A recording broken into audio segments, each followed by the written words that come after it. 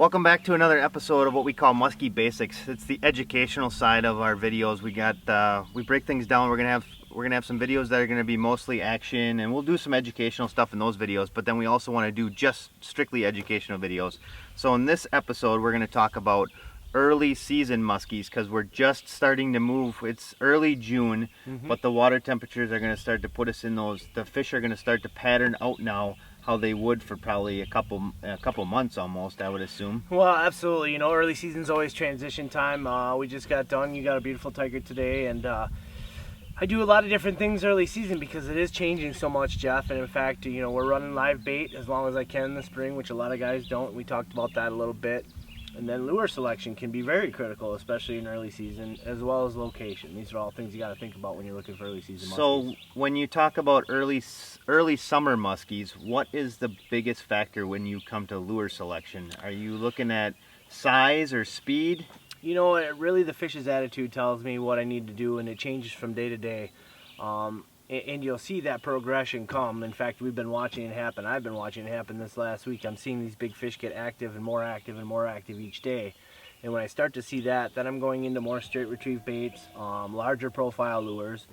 For the first 2 weeks of the season, the fish have been pretty neutral. You got to kind of trigger them, Jeff. Yep. So when we're in that situation, I'm using gliding style jerk baits and twitch baits, maybe a little bit of rubber, but the key thing there is the pause. So you want lures that have erratic action with good pause.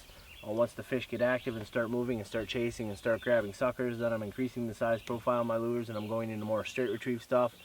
And that's when we get into the summer patterns, and then, you know, the fish get more aggressive as the water warms up. So now that we're, like I said, weeks from summer patterns, are you talking, when you say straight retrieve baits, I would assume you're going to be talking swimming dogs? Typically smaller profile stuff. Top water, usually I don't get cranking up until upper 60s, low 70s. And again, fish activity will dictate that. But generally, when I'm switching to those straight retrieve baits, you're going to be talking the regular swimming dog, which has been a great one. Smaller profile bucktails, the new MEPs, the 88, that's a new one that you got this year, cool bait. The little jackrabbits from Musky Mayhem. Oh yeah, those jackrabbits were great. There's a lot of cool little baits. Sure. With those smaller lures, I'll usually use speed as the trigger.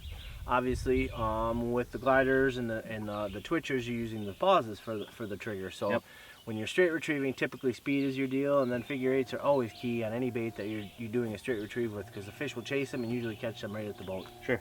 So if we're at this time of year, I would assume like you're more in the regular bulldog. You're not going to be so much at a mag bulldog yet, right? I'm guessing the mags are going to probably be a little later. In general, you know, we're throwing these regular swimming dogs, which has about a 6-inch profile.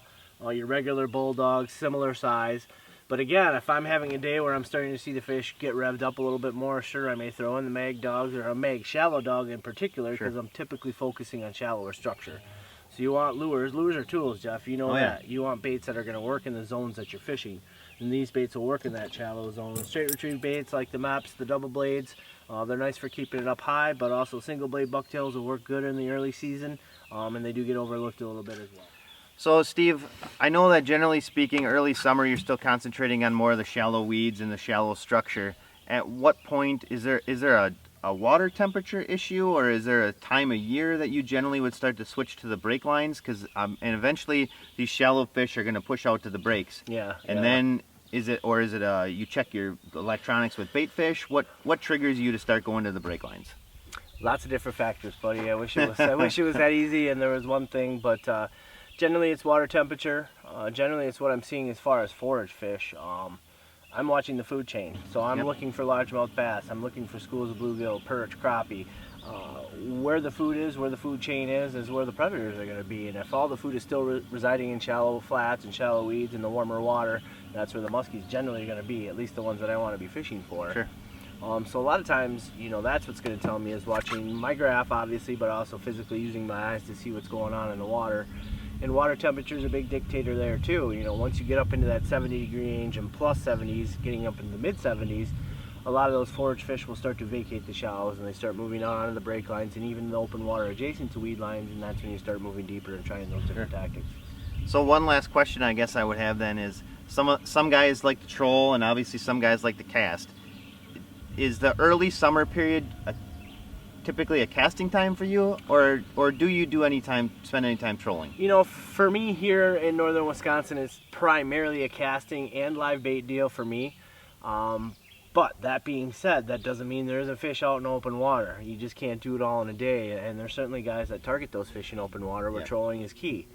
Places like Minnesota, northern Minnesota, these guys are tapping into a really good early season bite that's all based around trolling, and it's based around fish that are residing in open water. Does that happen here? I think it does to some extent. I think it's a little bit different in that our Wisconsin strain muskies are a little bit different than those Great Lakes strain muskies, and they behave a little bit differently. Yep. So I think in my area here, higher percentage wise is focusing on the shallow structure, using live bait, and focusing on those shallow weed flats and warming water, and of course always looking for the food chain. Well, we got some information here for you on early summer muskies. I'll be back up this way in about a month, and we'll start to talk more about what we have as we continue into summer, as far as, you know, baits we're looking at, location, to try to help these guys put a few more fish in their boat. Yep, so until then, we appreciate it if you guys would subscribe to our channel, ding the bell to get the notifications, and continue watching our channel for more videos. Thank you.